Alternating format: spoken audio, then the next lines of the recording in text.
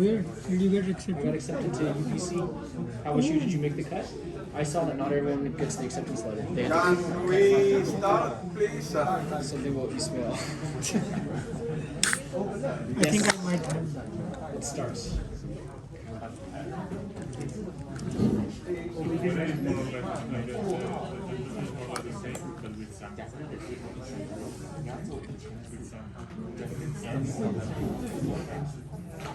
So I wanted to insist on the fact that it's essential that we have a conceptual perspective, as we have seen at this abstract level, somehow to hide the particularities of the many systems. So as I mentioned before,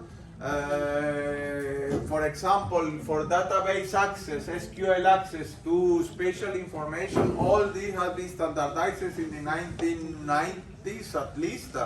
And then PostGIS is probably the one that follows and extends mostly the standard. But you can have many variations of this system. If you go to SQL Server, if you go to PostgreSQL, if you go to MySQL, they do not. They have many variations of the many implementation variations.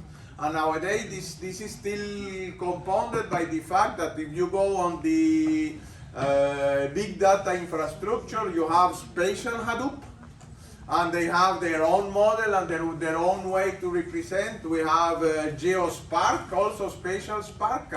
You know, in the big data domain, we have the debate between Hadoop versus Spark. Basically, this is the current debate for the last 10 years, if not 15 years.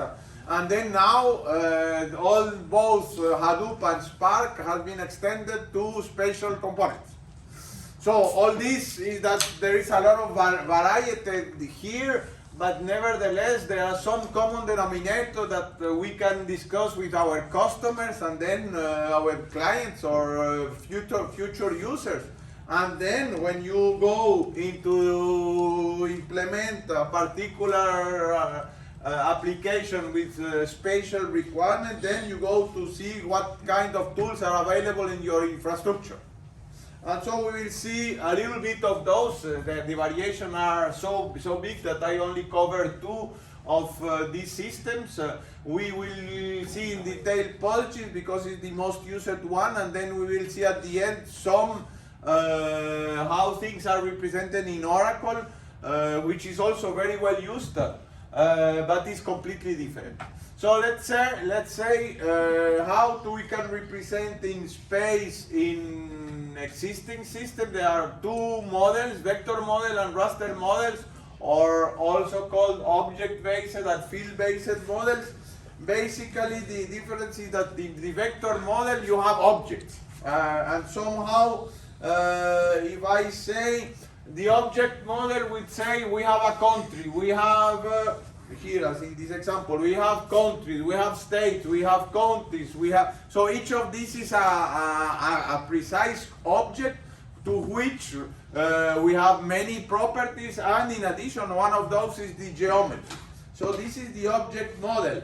The raster model is one possible implementation of these varying attributes. You divide. This is typically the case for satellite images.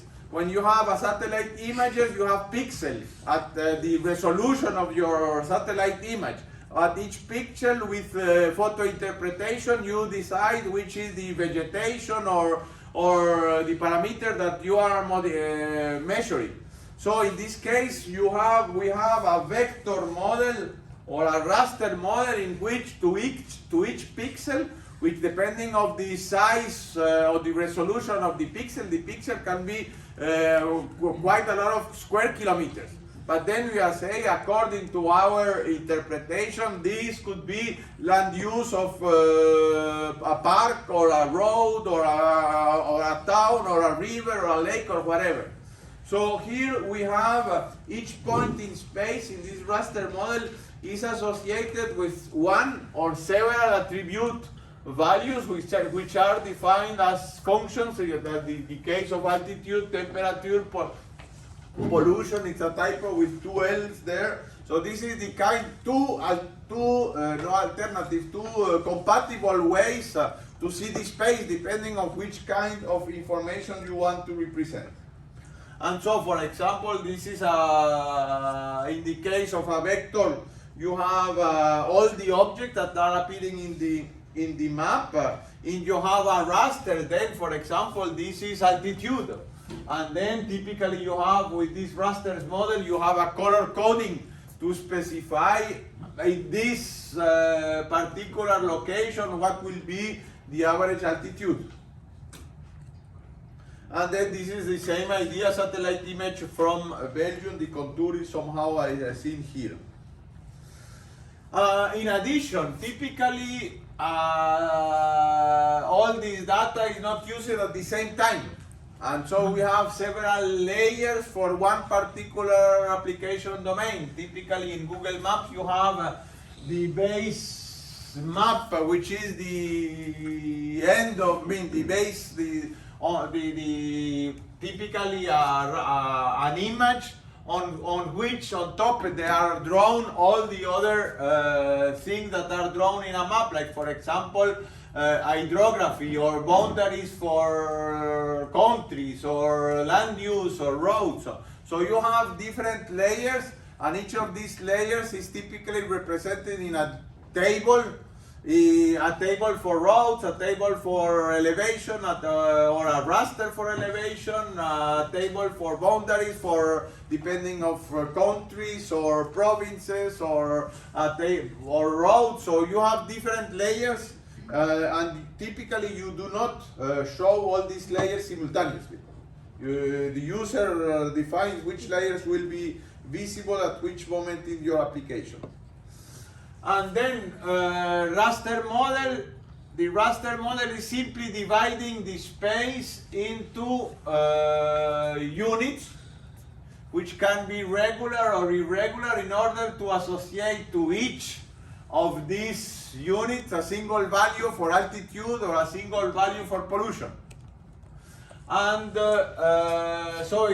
this is mathematically a decomposition, a tessellation, which is a composition of one plane into polygons. As I mentioned, regular tessellation is for typically for satellite images, or we have teams, irregular tessellation, triangulated irregular networks that we have seen here, for when you have measure a particular parameter at specific locations and times, and then you want to interpolate for all the territory. So this is, and then for example, precisely in POLGIS, you can have a type which is raster, which covers the same geographic space as Belgium, for example, and you could have, and then in your lab session you have also rasters in the same at the same time objects, and then you can mix the two.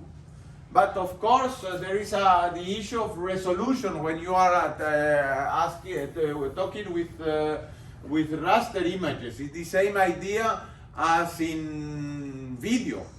You know, nowadays we are talking about 1K, 4K, or 8K image video. So it's only a question of precision. This is the same thing. The more precise, the more accurate. The idea is, for suppose that you have, for example, the map of Belgium, depending on the size, when you need to convert from a raster to a polygon, and the other way around, depends on the size of your pixels. Look at this. Suppose that you want to have this precise polygon in pixel of this size. Look at the approximation of this polygon in this resolution of the pixel. So there is always a trade-off depending on the resolution of the raster when you convert data from raster to object and the other way around. There are functions. Suppose is to convert to one to another, you get some results, but you need to be aware which is the resolution and how exact is this the result that you obtain for this interpolation. Also, there are three main ways to organize your collection of objects inside the database. There is what is called the spaghetti model, the topological model, or the network model. So these are precise mathematical implications of data. So in the first spaghetti, the model, which is the easiest one, the most used for all applications, for most applications, is each object has its own full geometry independently of the other.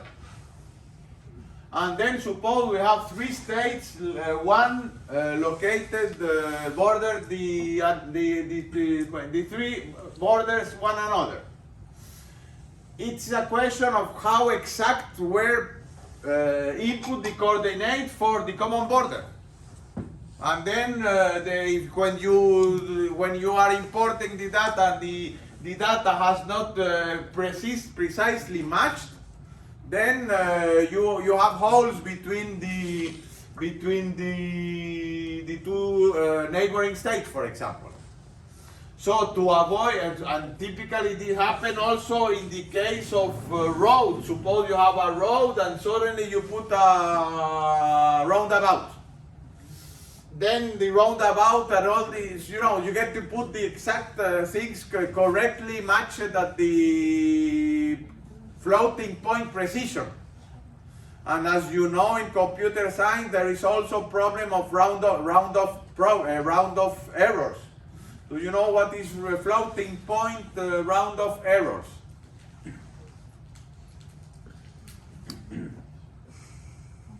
The precision of rounding of floating points in the limitations of floating point arithmetics in computer science. Can someone recall me what is that, and then I explain how this is related to geometries. There are like infinite numbers even between 1 and 2, so you cannot represent them all. So there is a scheme which, like, I forgot the scheme, but IEEE has proposed a scheme which is used to represent all the floating number to a certain precision, and there are jumps. But this is perfectly correct. But all our teachers told us this. But for me, that does not relate really with my application perspective. Nicole, maybe. So a floating point has a limited number of digits to represent a number. So if, for example, you were to represent 1/3, it would be a limited number of 3s. And in the end, you are rounding your numbers somehow.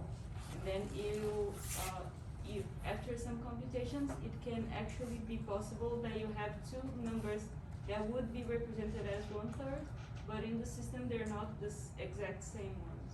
Is that? You are all, we are much closer than what I like. Maybe you, Mohammed, you want to ask something, add something?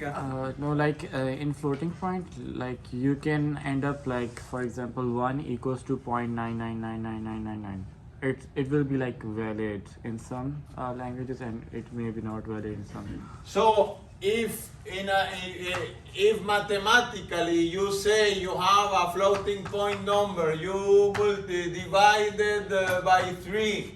So you have a value v divided by 3, and then this result you multiply by 3. It should be equivalent to the original number. This is mathematically. Do that in whatever processor, even the most expensive processor you can have, it will never be the same. There is a round of error of something, and then it is the compiler that does approximation. If he understands this, then probably it will put, even if it is 2, it put you 3. But there is always an approximation. And if you are thinking of now what is geometry? Geometry is manipulating hundreds of thousands of floating point numbers for each element of the coordinate. Imagine when you need to zoom in and zoom out. This is floating point operation. You never get the same exact value. Okay, this is the idea. We need to manipulate a lot of floating point numbers, even if you have double, or long double, with 64 and 128 bits for representing all the coordinates of your system. You're just pushing away the same problem. The problem has not disappeared. You just push the limit a little bit further, but the problem is still there. So you get the idea. So to avoid this kind of round of errors in manipulating, this is computational geometry. Computational geometry by itself is very complex, processor-wise expensive. Let's put it into do an intersection of multiple lines with multiple polygons. The algorithms for computational geometry are very the resource demanding, but in addition they need to take into account the round of errors. And then, for example, even in PostGIS, they say when you do this operation and then multiply, you should obtain the original geometry, but due to round of errors, you never have the same geometry. Therefore, to avoid this, the topological model has been, there is also a topological extension in PostGIS, not as much developed as the spaghetti extension, in which you define edges and vertices. And then, for example, if you define, there is a topology, mathematically defined model in which you define each time there is two lines that crosses, we need to put an edge. And then you can only connect 2 points, 2 vertices through, no, you can only draw a line or a segment of a line between 2 vertices. So in this case, suppose that the border of these 2 countries or these 2 states moves a little bit to the left, or you are correcting the coordinates of the common border. Since this is the common border, both geometries are affected. But of course, the operation will be much more complex than doing each operation individually. Complex, I mean, computationally costly. So you will take, when you send a query to PostGIS, it will take much more time. To do topological? Topological, yes. But for spaghetti, you have to do it twice. Yeah, depending of which, I mean, the idea is that depending on which operation, when you see common border, the intersections, it's very easy to compute intersections or something like this. But to do area, you need to assemble, for example, all the geometry and then do area. This is why it is called topological. All topological operators are already pre-computed. So it is very easy to see whether 2 borders, two geometries are one adjacent to the other. It's already pre-computed. In that case, you need to do a complex operation, whether 2 polygons have a common border, intersect, and the deny intersection model, you remember. So this is faster for some operations and slower for other operations. And finally, this is the essential thing that is doing Google Maps and Waze and the others, is networks. In network, you need to define a real network, and then how does it, in particular in the case of, I give the example of PostGIS and PG routing. PG routing is an algorithm, a set of algorithms for do routing algorithm on top of PostGIS database. What does it mean? That somehow we can separate concerns.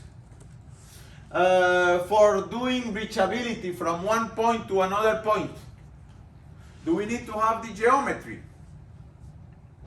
No. No. So this is what the thing that the PostGIS does. PostGIS separates the geometry specifically, and then when you have asked some the length or something like this, then you ask PostGIS the geometry. But all the graph algorithm for routing that is done on a simple graph representation, as we have seen in the graph database. And then we can apply all this traditional Dijkstra or whatever, but this is independent of the geometry. We are only tackling reachability and cost. So we can say to post the PG routing, give me the shortest path, or giving the shortest distance, which are different. You will have two different, depending on the algorithm you will ask PG routing, they will give you two connections between, depending whether on the transportation mode.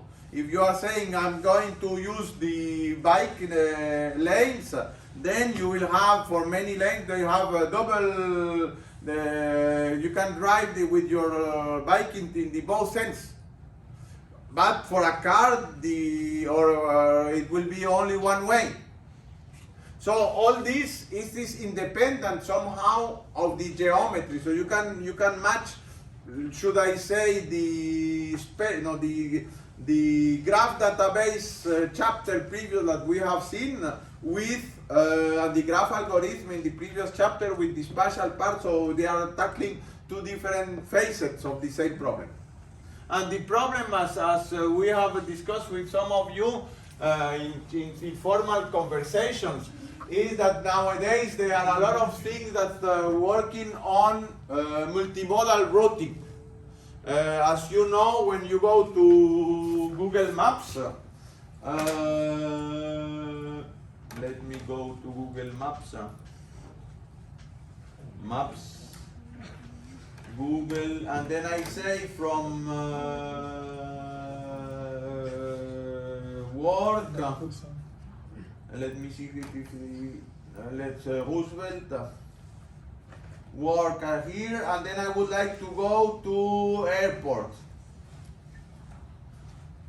So as you have seen here, this is monomodal routing in the sense that you can only choose one transportation mode, either plane or car or thing, and this is the problem, which of course it doesn't work nowadays like this. How does multimodal routing work? This is basically, you have several networks. You have, for example, the idea for multimodal working, and there are research projects on that around Brussels, is that, for example, you can have in a single application, you have an app, and then you ask, I'm here, I want to go there. And this application with a single payment, you can go to this corner of your house, there's a bike. You take your bike, you go to the next tram station, you take the 71 that passes at this location, then you go to the central station, take that train, and at the end go rent a car to the final stretch of the destination. This is multimodal transportation, and the problem is what? That you have a network with all the, for example, the transportation schedule from the STIBA, and you have another network with all for the SNCB, and then you have another network for the location of your renting cars or your renting bicycles or your renting scooters. You have several graphs, each for each transportation mode, and then you have connections between these graphs. For example, a connection between these two would be, for example, at Central Station, when you have at the same location the metro station and the train station. And so, the graph algorithms are already complex, computationally complex for a single graph. Imagine when you have the connections for all the multiple graphs, the complexity of the problem is very complex, computationally complex.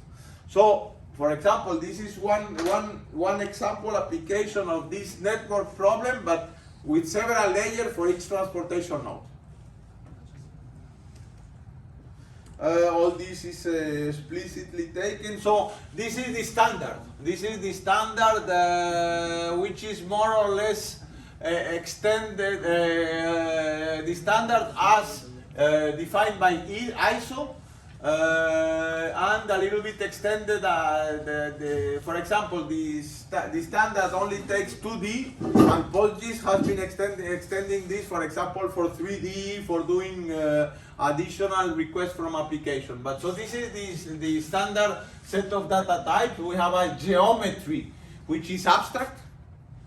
And then you can have points, curves. Curves can be linear strings. When you have points and you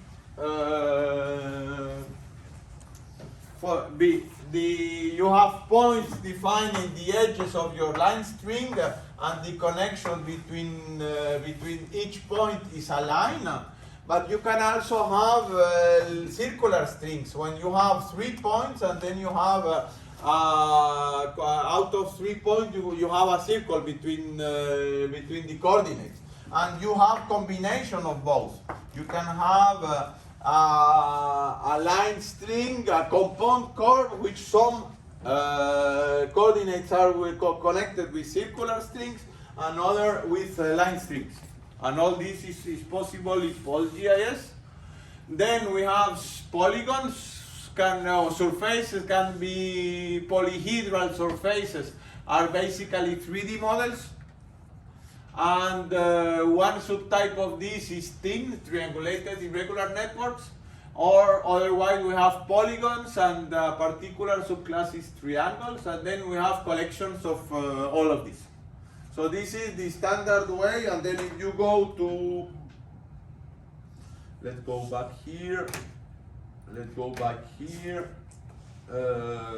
see, geometry type.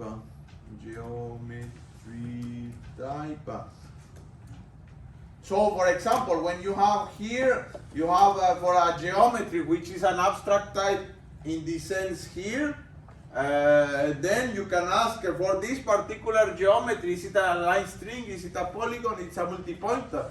So this is a precise function in PostGIS to determine for it when you do not when you have an abstract geometry without more definition, each of the values that you put in your table should be a precise geometry.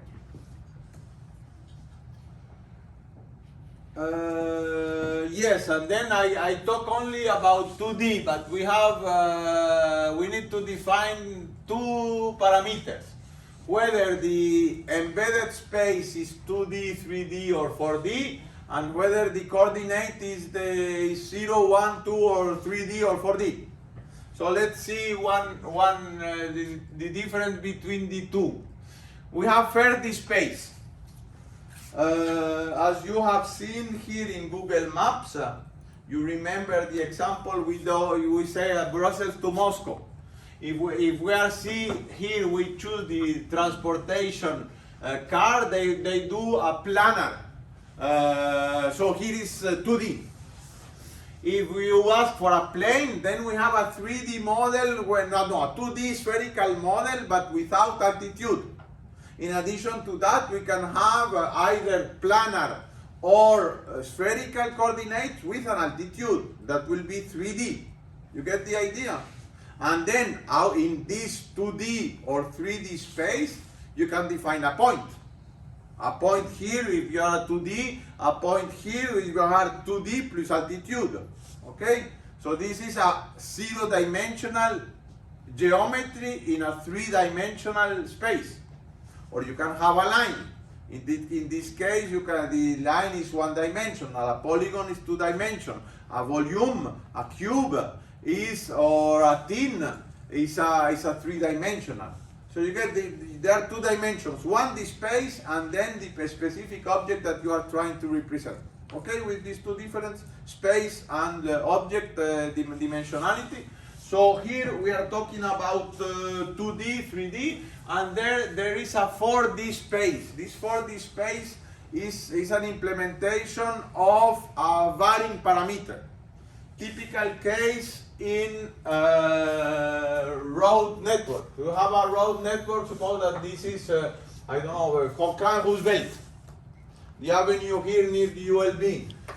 There are stretches in which the line,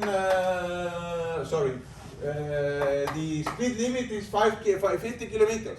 There are others in which there is 30 kilometers. In addition to that, then some stretches can be two ways, and some segments of this same avenue could be only one way for the cars. So this 4D model is for the fourth dimension, is for a dimension which is called M for measure. Because basically you say this is 0, this is the end here, the end of the geometry 1 for a line. And then you say from 0 to, I don't know, 0.3567, the speed is 50 kilometers. Then from there to this, so it's a measure that states during this stretch from a 0 to 1 value, you have one additional parameter to say either one way or two way, or a value for speed, or a value for altitude, or a value for whatever. So it's an additional parameter in which you can put related to one geometry, to one edge of to one point of your geometry. Did you say you can put like speed into that point? A speed limit. So, I mean, why would you put that on one of your dimensions instead of just as a like property of the object? Like, it would make sense to me if you said that you have a distance that it covered, but something like speed is an absolute, not necessarily. But suppose the idea is that this stretch can somehow there are a lot of work roads now around the airport. Okay, so it's a changing value. Okay. So you get maybe you need to update this value, but both go together. Okay. So this is what is called X, Y, Z, and M. M for this particular value. Normally, when you define in PostGIS este point, make point, look at this. You can create a point and give two coordinates, X and Y, X, Y, Z, or X, Y, Z, Z, M. And this M is the particular value, and depending on that, it will store 2, 3, or 4 float values. Can you use 4D to represent 2 points in space and 2 measures instead of 3 points in space? Not thought like this. Probably you can store it, but then you need to extract the third dimension, and I mean, typically third dimension is for altitude, and all the interpolations are done linearly with respect to that.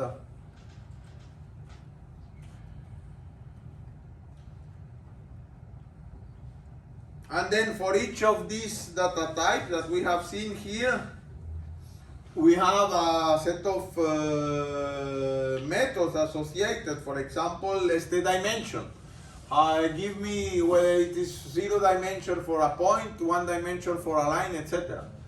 The geometry type we have seen, it is called without ST at the beginning in PostGIS. The SRID. SRID is important to know in which coordinate system we are manipulating. As you know, 4326 is the one identifier for the SRID that we discussed last time. If I say EPSG 4326 is the one from the World Geodetic Systems, this one. But if I say SRID 5676 is the one from Germany. So this when you put these values of X, Y, as I have seen here, when you put these values per se does not mean nothing. You need to do, these values correspond to which coordinate system.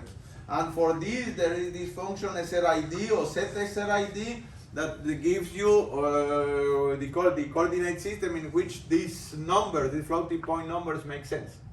And transform goes to transform from one coordinate system to another. Let's see, and all this is well documented. Let's go transforma. Control F transforma. So it returns a new geometry with its coordinate transformed to a different spatial reference systems, and then you see the different ways to do it, but you get the idea. We convert from one coordinate system to another.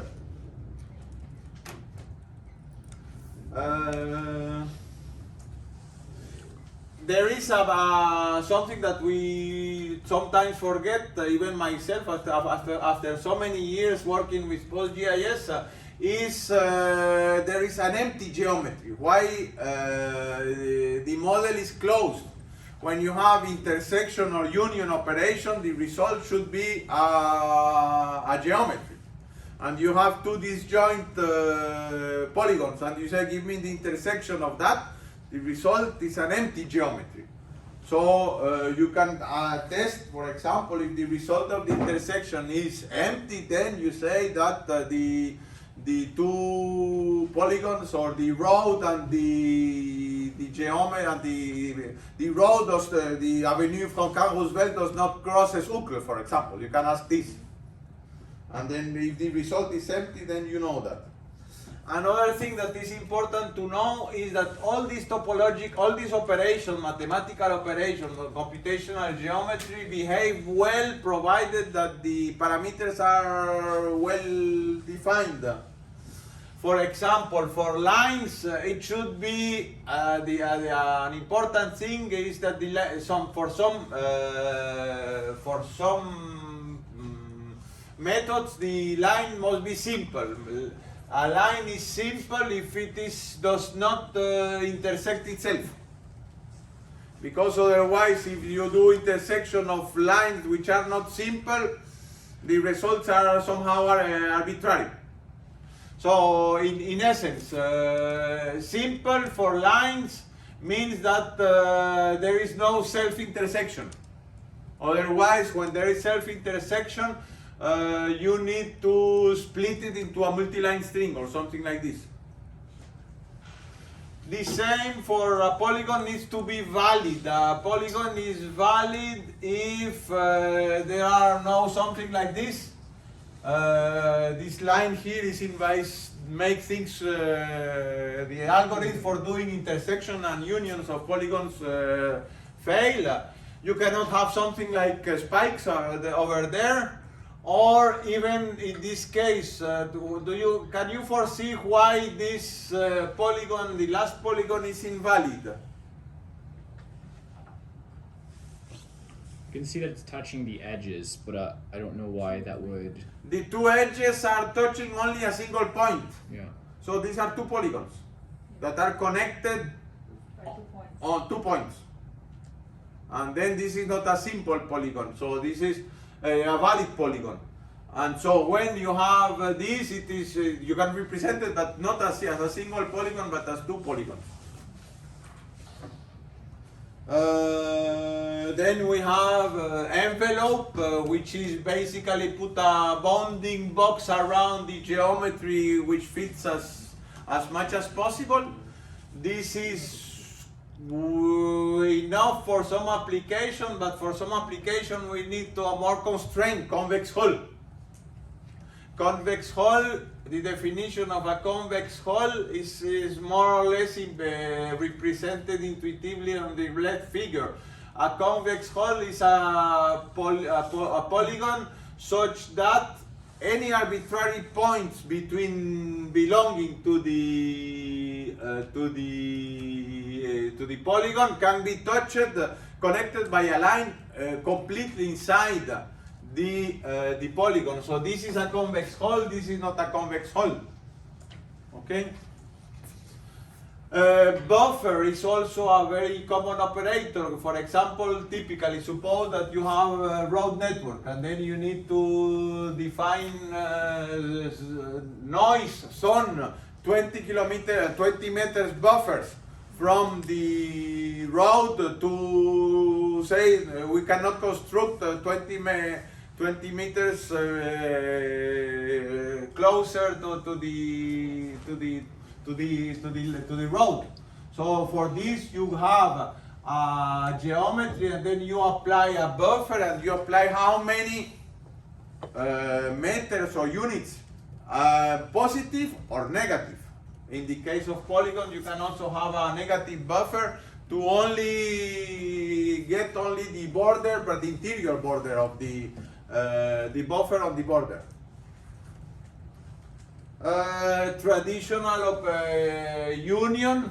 We have two geometries here. We have the union, the intersection, the difference, so the symmetric difference between these two geometries. But of course, this needs to be generalized for an arbitrary collection of points, line, and polygons mixed together.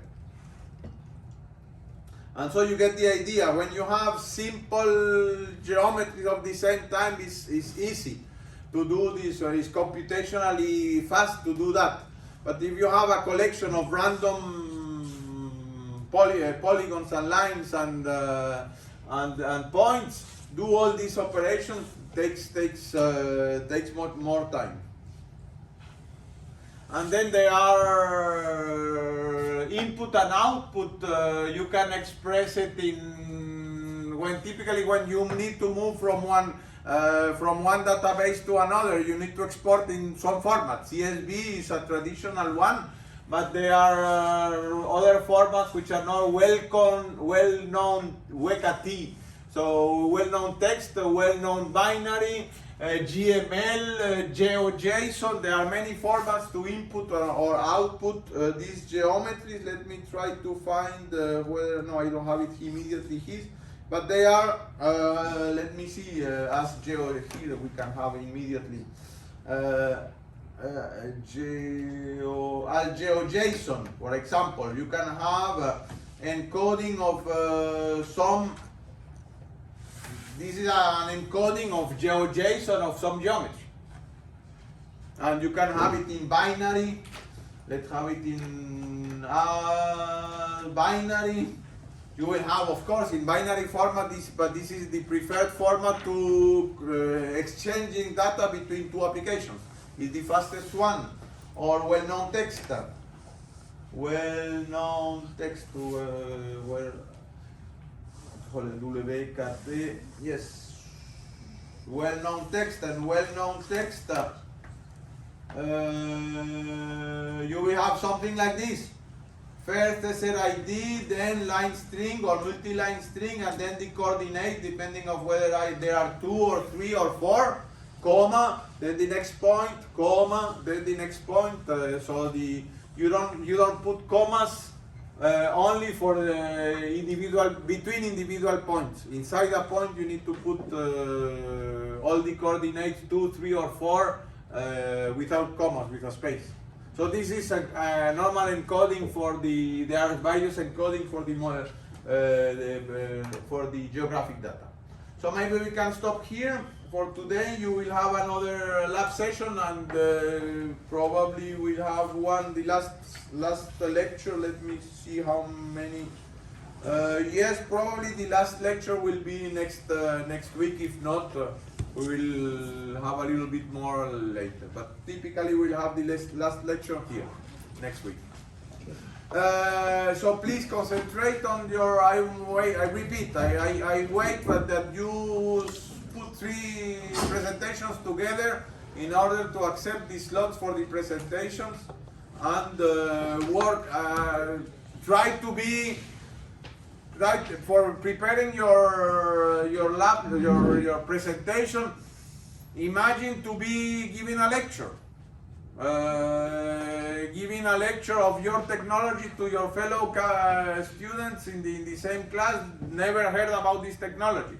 You need to motivate why it is nice to work with this technology and how this will be better for your application domain. Try to do a lecture, and that's the objective of the exercise, to be able to convey technical knowledge in simple terms to a non-expert audience.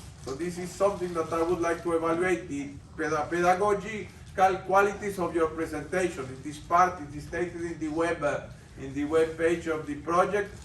This is one part. The technical depth also, of course, during the presentation in 1/4 of an hour for your technology, you will not have time to get really in the details. You get the sketch of the ideas, but in the report I need a little substance, and I need to get understanding that you really master this technology. So of course the presentation will be a little bit lighter introduction, but I need a report a little bit more with more flesh. Let's put it in this way. But in any case, I'm ready for you have any questions. Some of you have already asked me, maybe your group asked me for this Wednesday a meeting. I'm there for you whenever you want, either remote or face to face. But then try to continue working on this project and do a nice presentation. Like this, I should say easy points to gain in this course. Oh, Cool. Thank you.